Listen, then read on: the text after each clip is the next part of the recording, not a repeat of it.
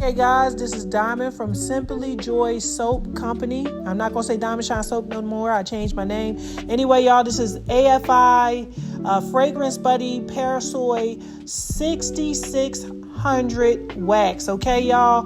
This is a new Parasoy wax that they launched a few months ago. I wanted to test it for you guys and let you guys know my opinion.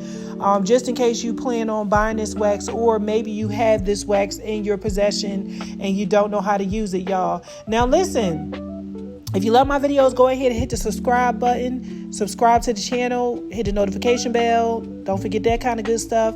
Let's go ahead and get right into it. One thing I want to let y'all know is this is a Parasoy wax, okay? So if you're looking for a wax that's all soy, that's not it, okay? If you're new to candle making, you might enjoy trying a bunch of different waxes to see which one will suit you better. These are the jars we're going to be using. These are 7.5 ounce maximum capacity. They are 8 ounce straight sided jars. They are sold in multiple places. If you go on Google, you search these jars, you'll be able to find them very easily. You can use the amber ones or you can use the clear ones. I like the amber ones a lot better. These are really good for a person who wants to launch their line. These are the ones that sold at Bath and Body Works, so a lot of people do love these jars, okay? So far as the wick size is concerned, we only use one size wick all the time inside of these jars. We really don't change our wick size with Parasoy wax, and I know you do that with coconut wax, but not so much with Parasoy, okay? Now I'm going to open this up, guys. Now when it comes down to the texture, listen to me very, very closely and carefully. This texture is the same texture as 6006. I've been making candles for over 4 years now, and I know waxes. This, my friend, is another name for 6006. Now, we love 6006 for the wonderful characteristics. It's 70% Parasoy, 30% soy, almost 100% paraffin, if you might say, just 30% less. So because of that, you get super strong candles. You can use 464.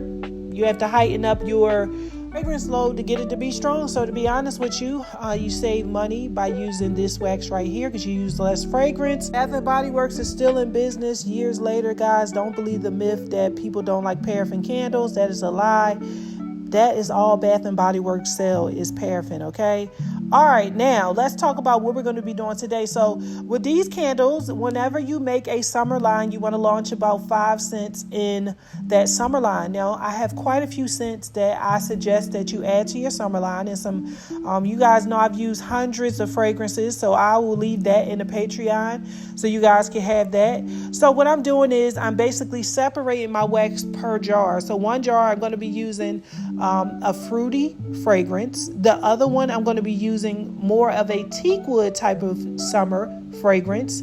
In the other jar, I'm going to be using more of an earthly summer fragrance, okay? Now, I'm going to leave about 10 top fragrances in the Patreon so you guys can have that. And you guys will be able to just, pick and choose what you want. All right. Now, when it comes down to making candles, guys, we are having a meetup next week. If you want to learn how to make candles, next week is your time. Join the Patreon. Listen, join the Patreon so you can learn. Everybody needs a side hustle in this economy. You need one, boo, and you need to not spend a whole lot of money wasting time and money thinking you could go to Amazon and learn. No. You can't even go to the Facebook groups. Half of those people don't know how to make candles, okay? All right, so I pour my fragrance in there. Whenever I pour my fragrance, I'm always going to advise you to stir for about 2 minutes, okay? Make sure you monitor the temperature. It's always important to make candles and to pour everything at the right temperature. You want to make sure that you are pouring into your jars at the right temperature, and you want to make sure that you're pouring your fragrance in at the right temperature, because if you pour the fragrance at a certain temperature, you won't smell it in the wax, okay? Now, guys, I've been having a lot of people in the Patreon complain about not smelling candles. If you are making dessert candles, I must be very honest with you. I won't lie to you guys. I will tell you this all the time.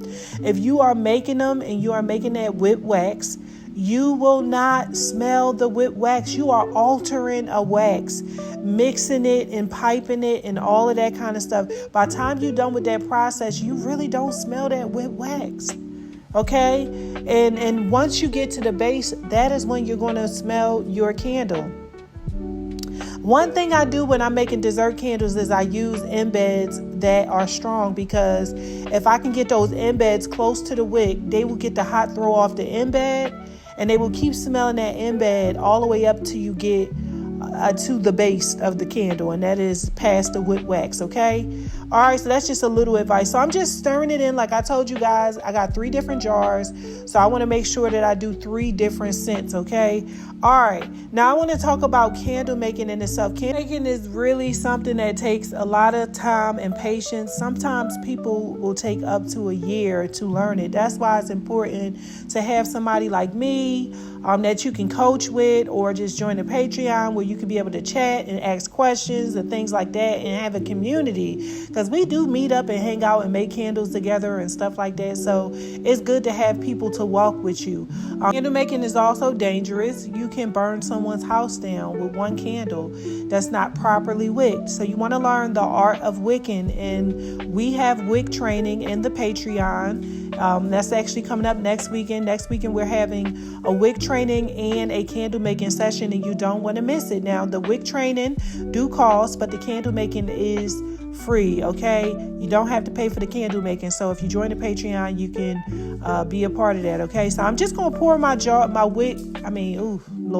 I'm pouring my wax into my jar, but I'm pouring it in at a low temperature, because if I pour it too hot, it's going to develop sinkholes, and I don't like sinkholes because it can definitely mess up the whole entire candle. Okay, you never really know how deep a sinkhole actually is. Sometimes we think it's on the top, but it can actually travel through that candle, and it can burn, and then the wicks can collapse into it. It can just turn into a whole entire travesty. Okay, all right, so we are done, and we are going to allow this to fully solidify, guys.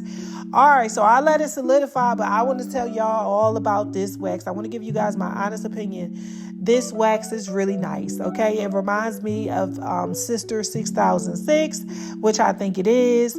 It definitely gives you a nice smooth top. The jar adhesion is really phenomenal. I don't have too much separating from the jar, so working within those temperatures, you won't have any problems.